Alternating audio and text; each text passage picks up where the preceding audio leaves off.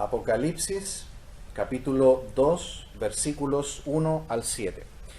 Escribe al ángel de la iglesia en Éfeso, el que tiene las 7 estrellas en su diestra, el que anda en medio de los 7 candeleros de oro, dice esto: Yo conozco tus obras y tu arduo trabajo y paciencia, y que no puedes soportar a los malos, y has probado a los que se dicen ser apóstoles y no lo son, y los has hallado mentirosos. Y has sufrido y has tenido paciencia y has trabajado arduamente por amor de mi nombre, y no has desmayado. Pero tengo contra ti que has dejado tu primer amor. Recuerda, por tanto, de dónde has caído, y arrepiéntete y haz las primeras obras, pues si no, vendré pronto a ti y quitaré tu candelero de su lugar, si no te hubieres arrepentido. Pero tienes esto, que aborreces las obras de los nicolaitas, las cuales yo también aborrezco. El que tiene oído, oiga lo que el Espíritu dice a las iglesias. Al que venciere, le daré a comer del árbol de la vida, el cual está en medio del paraíso de Dios. En esta tarde vamos a ver que sin amor el servicio no agrada a Dios. Estamos en tiempos donde muchos aman más el ministerio que el Señor del ministerio. Se puede amar más el ministerio que al Señor del ministerio. Es una pequeña diferencia, pero muy vital. Muchos quieren que su ministerio sea grande y no que el Señor sea grande. Y lo que estaba pasando aquí es que la iglesia de Éfeso era grande en obras, pero les faltaba amor al hacer esas obras. Solo cosas aparentes que se demuestran solamente por fuera. Así que con la ayuda del Señor veremos en esta tarde que sin amor el servicio no agrada a Dios.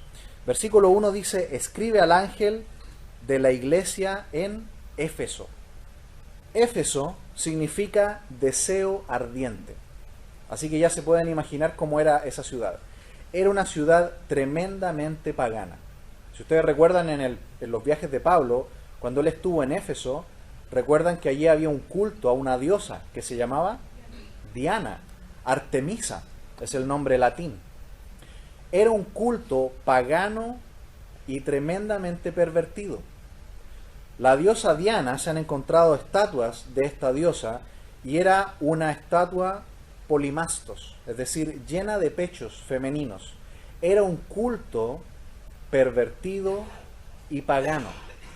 En una mano tenía un garrote y en el otro tenía un tridente. Eso usted lo puede ver ahí en Hechos capítulo 18, capítulo 19. Era un culto a la fertilidad. Y este templo de la diosa Diana es considerado una de las 7 maravillas del mundo antiguo. Era enorme, más grande que el areópago griego de Atenas.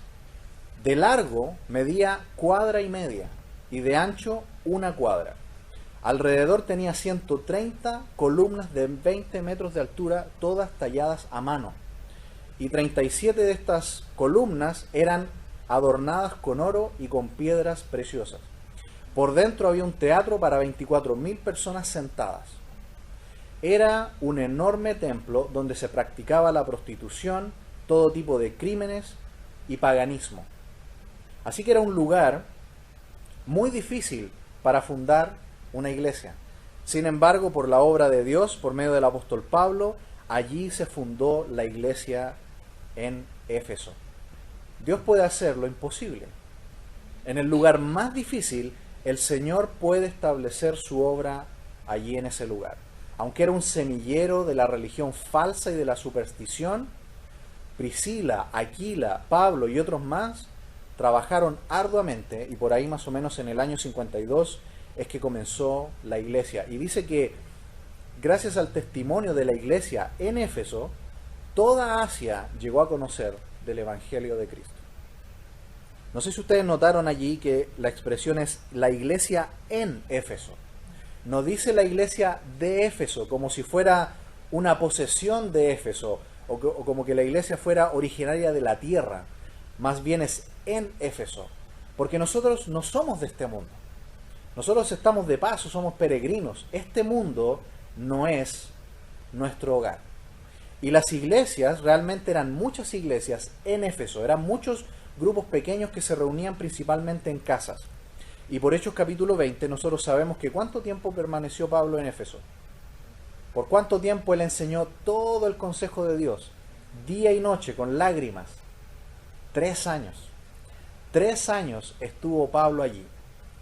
Una iglesia profundamente enseñada en la palabra de Dios. Y él advirtió que cuando él se fuera, ¿quiénes llegarían?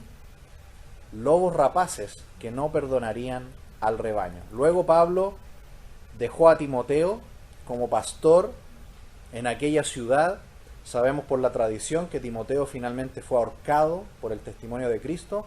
Y luego llega el apóstol Juan, el último de los apóstoles que quedó vivo, y finalmente fue arrestado, se salvó de morir hervido en aceite y fue llevado a la isla de Patmos, desde donde entonces escribe estas cosas que nosotros tenemos en el día de hoy. Dice ahí el versículo 1 también: el que tiene las 7 estrellas en su diestra, el que anda en medio de los candeleros de oro, dice esto. Vemos aquí que en la visión que está teniendo Juan, él ve que las 7 estrellas las tiene asidas en su mano, bien afirmadas en su mano, como dueño y señor. Y él anda en medio de estos 7 candeleros de oro. ¿Quiénes son las 7 estrellas? De acuerdo a capítulo 1, versículo 20. Los ángeles. ¿Y quiénes son los 7 candeleros? Las iglesias. Eso lo dice el versículo 20. Dice: el misterio de las 7 estrellas que has visto en mi diestra y de los 7 candeleros de oro. Las 7 estrellas que son los ángeles de las 7 iglesias. Y los 7 candeleros que has visto son las 7 iglesias. Y a continuación entonces, esta es la palabra de Cristo para las iglesias. En primer lugar, la iglesia en Éfeso. Yo conozco tus obras, versículo 2, y tu arduo trabajo y paciencia, y que no puedes soportar a los malos, y has probado a los que dicen ser apóstoles y no lo son, y los has hallado mentirosos. En primer lugar dice: yo conozco tus obras. Las obras no son malas, no son malas. De hecho, la palabra de Dios dice que hemos sido creados en Cristo Jesús para buenas obras, las cuales han sido preparadas de antemano para que anduviésemos en ellas. También se nos dice que debemos ser un pueblo celoso de buenas obras. ¿Y Santiago qué dijo? Que la fe sin obras es muerta. Es decir, no somos salvos por obras, sino por gracia y por medio de la fe. Luego que somos salvos, nuestra salvación es verdadera y probada si hacemos buenas obras. Es decir, no somos justificados por obras, pero las obras justifican a la fe. El Señor Jesucristo todo lo sabe. Él está en medio de sus iglesias. ¿No dijo el Señor que donde hayan 2 o 3 congregados, yo estoy en medio? Y aquí vemos que Él está en medio de sus iglesias. Y Él todo lo sabe. Él ve nuestro corazón. Sabe si lo que estamos haciendo lo hacemos realmente por amor o solamente por fuera nomás, ¿cierto? Una cáscara nomás, para aparentar. Él sabe de su arduo trabajo y paciencia. Esta es una iglesia que trabaja mucho, hacen muchas cosas y tienen paciencia. Ahí la palabra arduo significa gran fatiga, es decir, trabajar hasta quedar exhausto, hasta quedar muerto. Así era esta iglesia, muy activa y también muy paciente. Paciencia significa soportar bajo circunstancias penosas. Y este arduo trabajo y paciencia permitió que toda Asia conociera del Evangelio. ¿Qué más dice? No puedes soportar a los malos. Esta es una iglesia que practica la disciplina en la iglesia.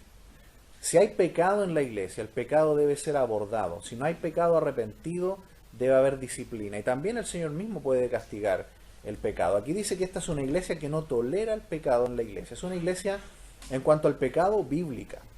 ¿Qué más? Dice que ha probado a los que dicen ser apóstoles y no lo son, y los ha hallado mentirosos. Si usted da vuelta a la página, ahí en la epístola de Judas, mire conmigo los versículos 12, 13, 16 y 19.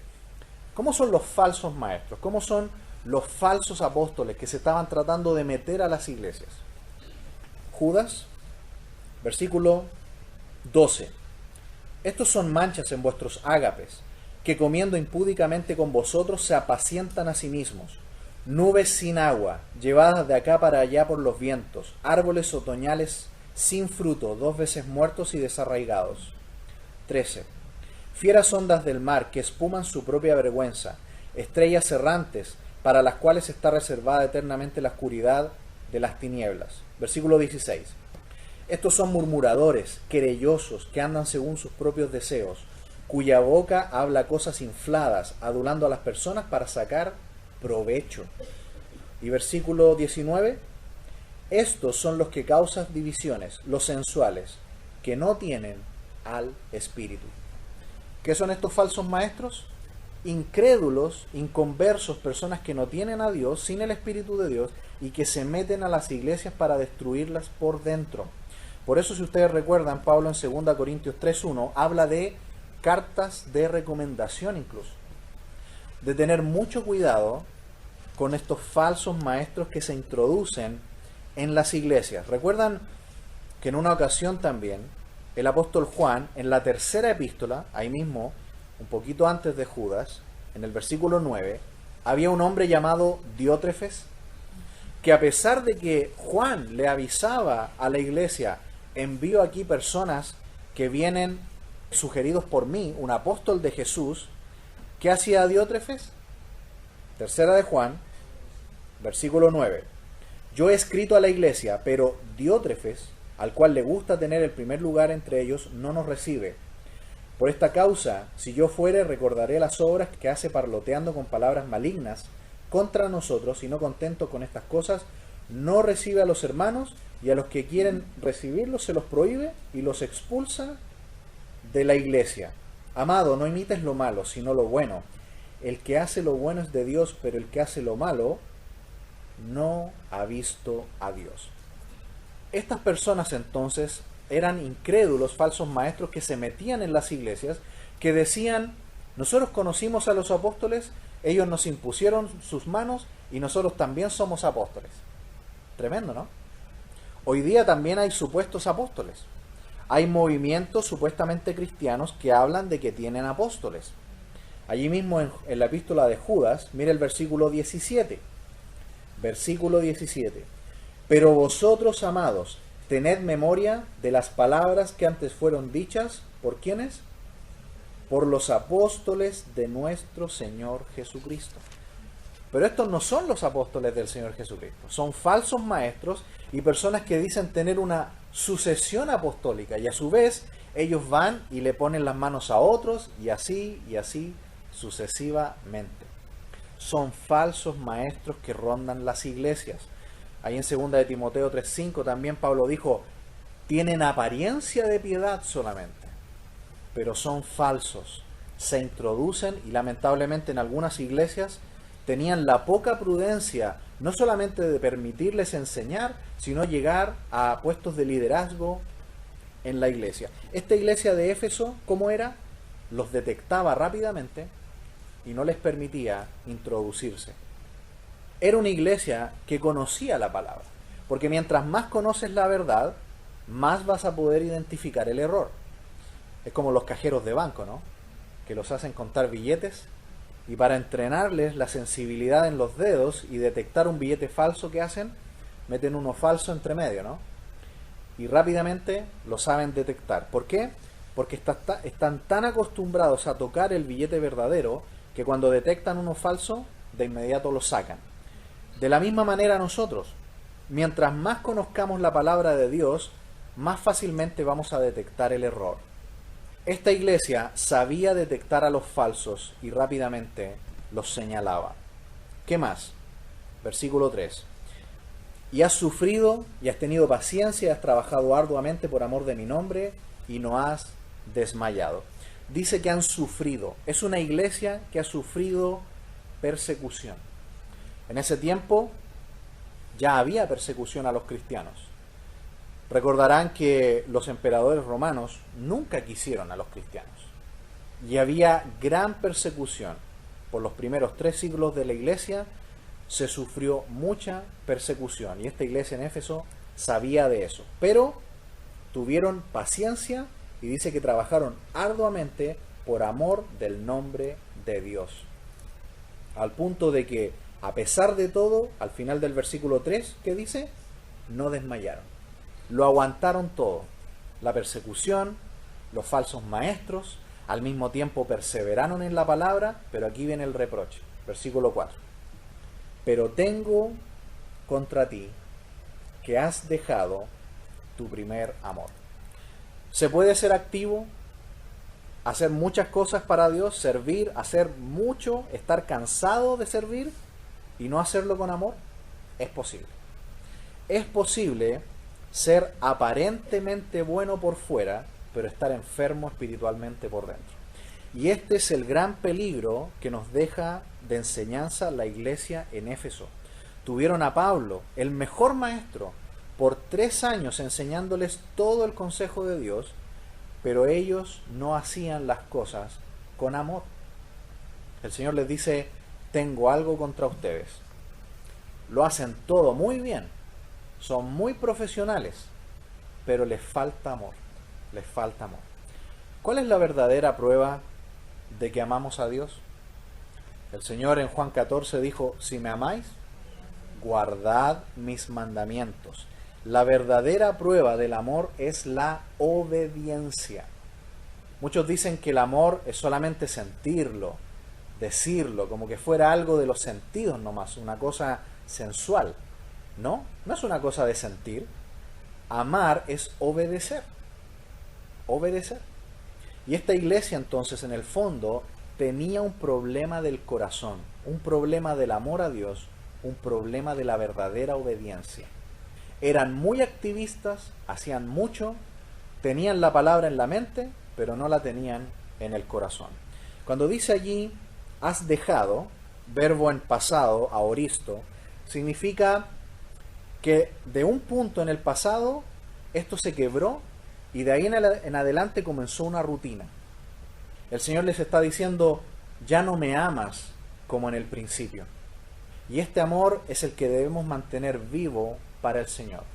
Y en el día de hoy tratar de identificar si hay problemas de amor en nuestra vida, si hay una dureza que ha empezado en el corazón. Me estoy enfriando si no tengo ese entusiasmo que tenía por la Biblia cuando conocí al Señor allá, años atrás. Cuando ya no tengo el mismo entusiasmo de participar de las cosas del Señor, de ser fiel al Señor. Porque podemos trabajar y quedar exhaustos, pero sin amor. Unos 30 años antes de que Jesús le diga esto directamente a la iglesia en Éfeso, Pablo escribió la famosa epístola, la carta magna de la iglesia, la epístola a los Efesios. Y en el versículo 15 del capítulo 1, ya Pablo estaba preocupado por el amor de la iglesia en Éfeso. Mire Efesios conmigo, capítulo 1, versículo 15. Por esta causa también yo, habiendo oído de vuestra fe en el Señor Jesús y de vuestro amor para con todos los santos, no ceso de dar gracias por vosotros, haciendo memoria de vosotros en mis oraciones, para que el Dios de nuestro Señor Jesucristo, el Padre de gloria, os dé espíritu de sabiduría y de revelación en el conocimiento de Él. 30 años antes, Pablo ya estaba preocupado y orando por el amor de la iglesia en Éfeso. Por eso que cuando se despide en el capítulo 6, versículo 23, les dice, paz sea a los hermanos y amor con fe, fíjese, de Dios Padre y del Señor Jesucristo. Así que se puede ser muy ortodoxo en doctrina, podemos ser muy correctos y bíblicos, pero fríos en el amor. Y el Señor quiere que en esta tarde analicemos nuestro corazón. El amor muchas veces se pierde, esa dulzura del amor inicial, se pierde por muchas razones. Por permitir y tolerar el pecado en nuestras vidas, por las murmuraciones, por las divisiones, por la falta de oración, por la falta de dedicar tiempo al Señor cada día en la palabra, cuando empezamos a centrarnos solamente en nosotros y nos olvidamos de los demás. Poco a poco nos empezamos a enfriar. El Señor está diciendo, ya no me amas como en el principio. ¿Cómo revitalizar esto? ¿Cómo volver a amar al Señor como el primer día que le conocimos? Versículo 5. Recuerda, por tanto, de dónde has caído y arrepiéntete, y haz las primeras obras, pues si no, vendré pronto a ti y quitaré tu candelero de su lugar, si no te hubieres arrepentido. La versión corta de la historia dice que hoy en la ciudad de Éfeso ya no hay cristianismo, no hay iglesia cristiana. Se apagó el candelero. Lamentablemente no siguió la iglesia allí. Hay muchos lugares donde había mucho cristianismo y hoy día ya no hay huella ni rastro de cristianismo. No hay cristianismo bíblico. Hay otras religiones orientales, otras creencias, otras mezclas, pero iglesia cristiana ya no hay. Para poder reavivar este amor que teníamos al principio, el Señor Jesús le dice a la iglesia: acuérdate, recuerda cómo éramos antes. Igual que el hijo pródigo en Lucas 15. ¿Recuerdan que dice que de repente él volvió en sí? Es la misma idea acá. Cuando el hijo pródigo estaba en el barro allí cuidando cerdos, recuerden que para los judíos ese animal es un animal inmundo, y el hijo pródigo estaba ahí con esos animales y queriendo comer del alimento de esos animales. De repente él dice que volvió en sí y dijo: en la casa de mi padre hasta los esclavos viven mejor que yo. Se fijan, él se acordó. Y la misma idea, la misma palabra está aquí: acuérdate cómo era en el principio. Es como en el matrimonio, ¿no? Los que llevan años en el matrimonio, muchas veces quizás la esposa le dice al esposo: ¿me amas como en el primer día? O el esposo le pregunta a la esposa: ¿me amas como en el primer día? ¿Se ha enfriado? Acuérdate cómo era cuando éramos jóvenes, cuando nos conocimos, el día que nos casamos, cuando éramos novios. Recuerda. Y ahí te vas a acordar cómo era y lo vas a comparar a cómo estamos hoy día de fríos. Dice: acuérdate de dónde has caído, cómo hemos cambiado, qué hemos dejado de hacer. Y el Señor le dice a su iglesia: arrepiéntete. Arrepiéntete es cambio de mente, cambio de mentalidad, una vuelta de 180 grados. Arrepiéntete de este pecado. Y digámosle al Señor: quizás, Señor, me he enfriado. El corazón se me ha vuelto duro. Y quiero volver a esa frescura que tenía antes cuando te conocí. Dice: haz las primeras obras. Sirve al Señor con el amor con lo que hacías al principio. Es decir, es un balance entre cantidad y calidad. Porque no importa si hacemos 1000 cosas si lo hacemos sin amor. Pero tampoco es necesario estar las 24 horas del día haciendo cosas, ¿no? El Señor no nos pide eso. El Señor nos pide un balance de cantidad y calidad. Pues si no, dice, vendré pronto a ti y quitaré tu candelero de su lugar. Como dijimos en el día de hoy, tristemente, en Éfeso ya no hay cristianismo. El candelabro se apagó. Como pasa hoy día en Europa. En Inglaterra hoy día, muchas iglesias hoy día son museos, o son salas de baile, o son restaurantes, incluso mezquitas. Zonas que eran cristianas, hoy ya casi no hay cristianismo. El candelero se está apagando por falta de amor. Mucha actividad, mucho movimiento, pero falta de estar con el Señor en oración, en la intimidad, estando con Él. Por eso que es importante que en la semana pasemos tiempo con el Señor, ¿no? Orando, leyendo su palabra. Dice ahí: si no te hubieses arrepentido. El pecado nos lleva a la disciplina del Señor cuando no hay arrepentimiento. Cuando no hay arrepentimiento. Versículo 6. Pero tienes esto, que aborreces las obras de los nicolaitas, las cuales yo también aborrezco. Luego de decirle que está todo bien, pero les falta amor, les recuerda otra cosa que ellos muy bien hacen. Aborrecen las obras de los nicolaitas. Es un poco un misterio quién era este grupo. Algunos piensan que probablemente Nicolás, el diácono mencionado en Hechos capítulo 6, se descarrió y formó una especie de fracción sectaria destructiva. Hay un escrito antiguo de Clemente de Alejandría donde él dice que había un grupo así y los llamaba pervertidos. Otra posible opción es el sentido de la palabra nicolaitas, porque Nico viene de Nike. ¿Has escuchado esta marca deportiva, Nike? Ahí está, Nike, que significa en griego vencedor o dominador. Y laitas significa laico. Es decir, era un grupo en la iglesia que hizo una separación. Dijeron, nosotros somos una élite en la iglesia, somos los líderes, y estamos arriba y el resto de los laicos abajo. Y en la palabra de Dios vemos que eso no es así. ¿Qué es la iglesia? La iglesia es un cuerpo. Así lo presenta Pablo en Corintios. Y dice que todos somos sacerdotes. Todos somos sacerdotes. Todos somos miembros del mismo cuerpo. La única autoridad de la iglesia, ¿quién es? Cristo y su palabra. Si nosotros somos líderes, los que somos líderes, no somos autoridades. Somos autorizados, que es muy diferente. No es lo mismo ser una autoridad que ser una persona autorizada. Hay personas que estamos autorizados simplemente a hacer ciertas cosas, pero no somos autoridades en sí mismas. El día que los líderes se creen autoridades, van a usurpar a Cristo y a su palabra. La cabeza, la autoridad de la iglesia es Cristo, y Cristo, su cabeza, le habla a la iglesia por su palabra. Y somos todos iguales.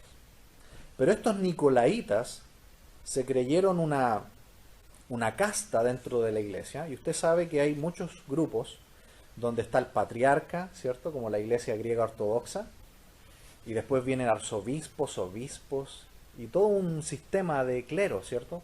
Y al final están los laicos. Pero no vemos eso en la palabra de Dios, en el Nuevo Testamento.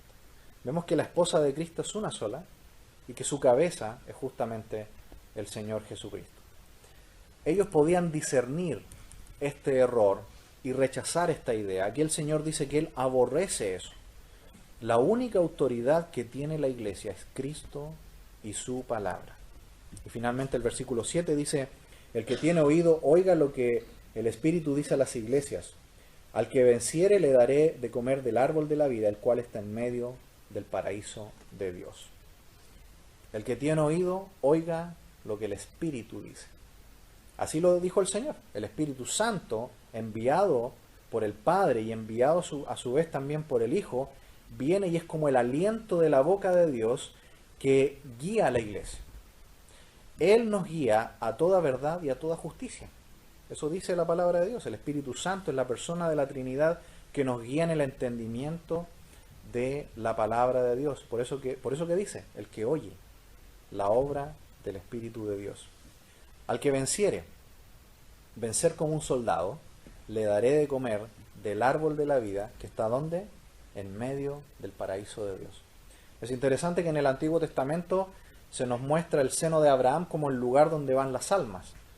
Pero después de la muerte de Cristo, tenemos este otro lugar, el paraíso. Como si se hubiera fusionado todo. Y Jesús le dijo al ladrón que estaba al lado suyo y que murió creyendo en él. ¿Qué le dijo? ¿Conmigo dónde? En el paraíso. También Pablo dice que estuvo en el paraíso. Y aquí el Señor también le dice, hay un árbol, el árbol de la vida, el que fue negado allí en Génesis por el pecado de Adán y Eva. Un ángel vino y cerró todo, ¿cierto? Con fuego, y ya nadie puede tomar de ese árbol. Pero ese árbol que da la vida eterna, el que mantiene vivo por la eternidad al salvo, al creyente, está en medio del paraíso de Dios. Hemos visto en esta tarde que sin amor el servicio no agrada a Dios. Podemos ser una iglesia como Éfeso, llena de actividades, llena de muchas cosas, pero si no lo hacemos con amor, no agradará al Señor. Que el Señor nos ayude a renovar ese amor. Si se ha endurecido, si hemos caído en la rutina, dice versículo 5 está la respuesta de qué tenemos que hacer. Volvamos a un amor genuino, fresco por el Señor, y veremos el gozo de no solamente quedar cansados por hacer muchas cosas para el Señor, sino hacerlo por amor a Él. Oremos.